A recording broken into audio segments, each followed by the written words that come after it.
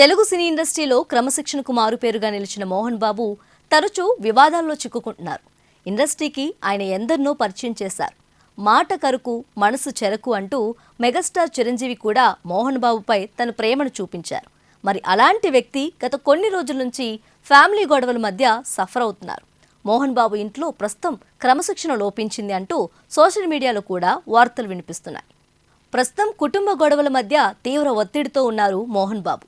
ఇదే టైంలో మీడియా కవరేజ్కు వెళ్లిన ఓ జర్నలిస్టుపై మోహన్ బాబు చేయి చేసుకున్నారు. ఆ టైంలో అలా చేయటం తప్పేనని, మీడియాకు తానెంతో గౌరవం ఇస్తానని, అలాంటిది కంట్రోల్ తప్పి చేయి చేసుకున్నందుకు క్షమించాలని కోరారు మోహన్ బాబు. గాయపడ్డ జర్నలిస్ట్కి వారి ఫ్యామిలీకి క్షమాపణలు చెబుతూ ఓ లెటర్ను కూడా ట్విట్టర్ ఎక్స్లో పోస్ట్ చేశారు మంచు మోహన్ బాబు. తాను చీకట్లో చేసిన దాడి కారణంగా జర్నలిస్టుకు దెబ్బలు తగిలాయని, ఆ టైంలో రిపోర్టర్కు తగిలిన దెబ్బపై తాను బాధపడుతున్నట్లు తెలిపారు.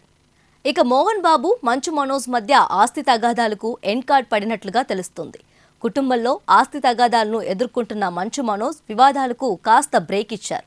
తన కష్టాలు ఇప్పట్లో తీరేలా కనిపించట్లేదని ఆయనకు అర్థమైనట్లు తెలుస్తోంది. అందుకే కుటుంబ వివాదాలకు ఫుల్ స్టాప్ పెడుతున్నానని, ఇక రెగ్యులర్గా తన కొత్త సినిమా భైరవన్ షూటింగ్లో పాల్గొంటానని చెప్పారు మంచు మనోజ్. మరోవైపు మోహన్ బాబు కూడా గురువారం ఆసుపత్రి నుంచి డిశ్చార్జ్ అయ్యి విశ్రాంతి తీసుకుంటున్నారు. వారం రోజుల నుంచి మంచు ఫ్యామిలీలో చెలరేగిన మంటలు చల్లారినట్లు అనిపిస్తుంది. అయితే జర్నలిస్ట్పై దాడి చేసిన ఘటనలో ఆయన్ని అరెస్ట్ చేసేందుకు పోలీసులు ఆయన ఇంటికి వెళ్లినట్లు తెలుస్తుంది.